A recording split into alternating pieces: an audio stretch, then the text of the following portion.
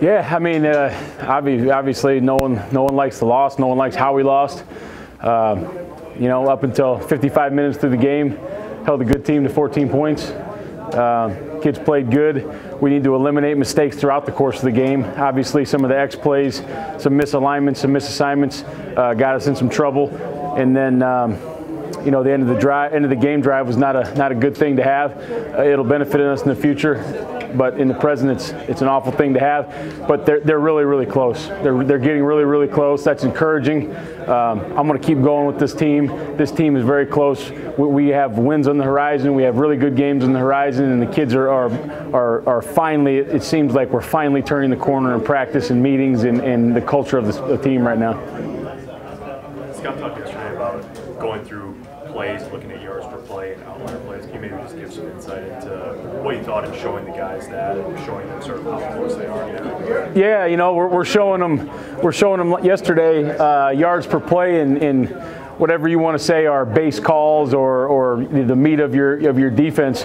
We were really good. The thing we need to obviously get better on. You guys watched the film. We all watched the film. Man coverage we really struggled in, and to be a great defense you have to pressure the quarterback. You have to be able to play some man coverage. We struggled in man coverage. We struggled with some alignment. We struggled in some technique. Otherwise it was good, but we wanted to show the kids that you're so close in all the base defenses. Now if we can make some of these pressures happen, you're gonna be there. What do you think you have to do to nail that down? Well, I mean, I don't know if it's, you know, probably we're going to give some other kids a chance to get in there on some of those packages and play some man coverage. Also, we need to just dial down in some of those sets. When you play man coverage in some of these sets or some of these splits that the offense gives you, it's critical to be aligned correctly. Critical. And we were misaligned on two of those ones that hit us big time. Luke talked, he said a couple weeks ago, the staff puts a lot of trust in me to get to the quarterback and sort of takes out himself. How has he done in that regard, and where have you seen him grow over the first half of the season? Yeah, I think Luke's done a good job of rushing the passer. We need to find more pass rushers right now. We had a lot of chances to rush the passer in the game in Northwestern. I thought they had a pretty good O-line. The young tackle's a really good football player, but we need to find a way to get to the passer. And part of that is having some of those pressures dialed up. If you get home on a couple of those pressures, they have to respect the protection a little bit more, and we did not get home and/or we gave up coverage. So to be able to mix those in will help the other pass rushers when it's just a four-man rush. And I think we have to develop those kids a little more and do a better job with the five-man pressures. Who do you want to give a role to in both the pass rusher and then the man coverage? Who do you want to give a shot?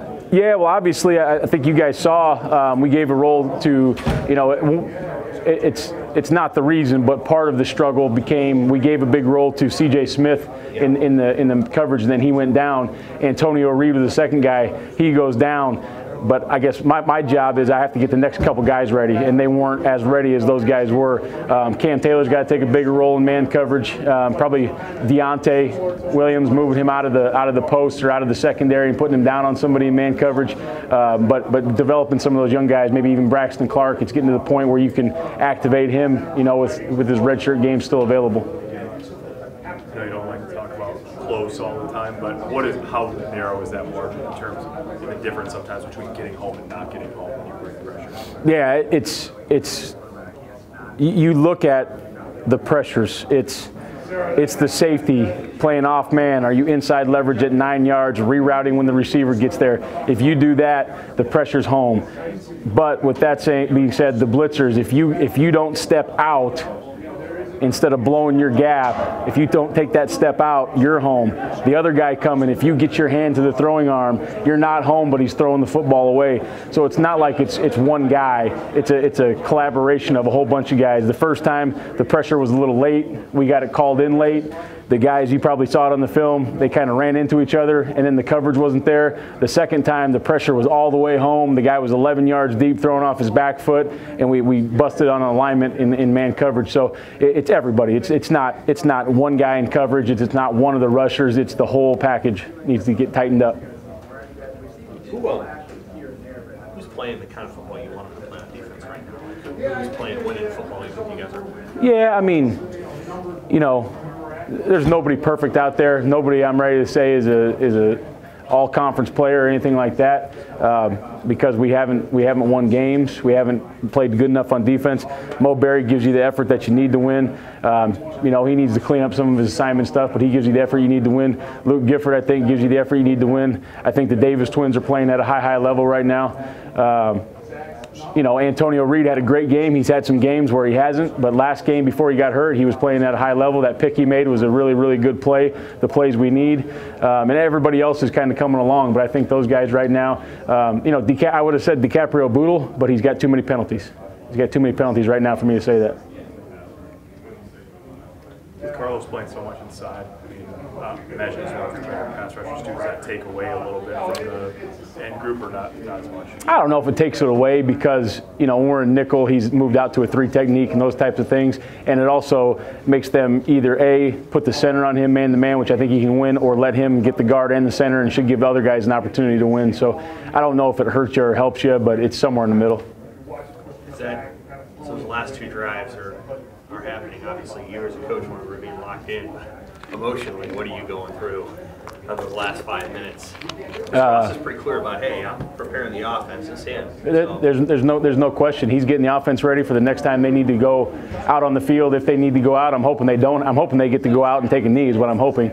But obviously frustration with the first penalty for me.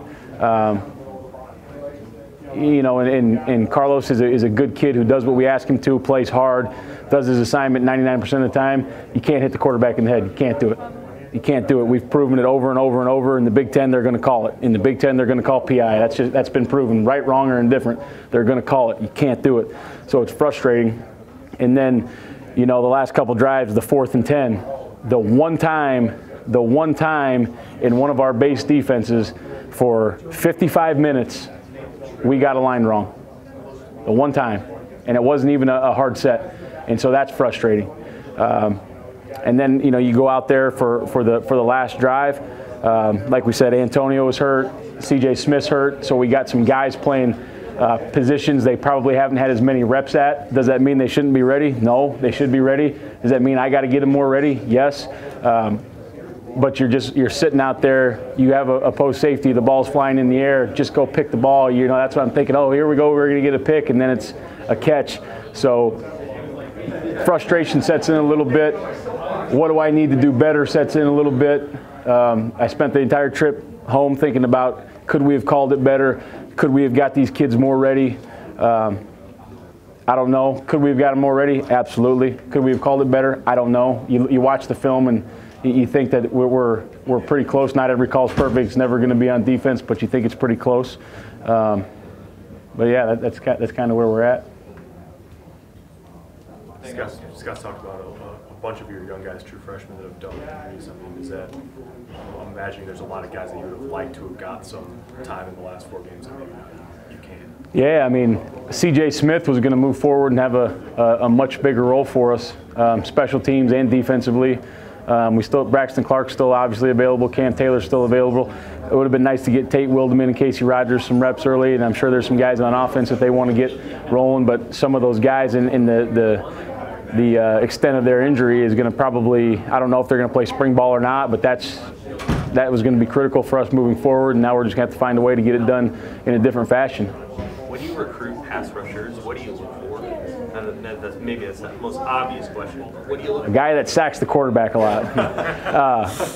Obviously, we're looking for, you know, because some of the things that we kind of lack right now is just one of those guys that's very, very twitchy on the edge, a guy that can bend, a guy that can work his hands and is explosive. Also, you have to have some length in this league because of the tackles. I think the tackles are really good in the Big Ten, and they're long guys. So we're looking for some more length, speed, and ability to bend and some twitch.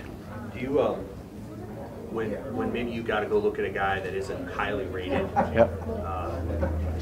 Do you look for like athletic attributes that maybe recruiting services missed, or?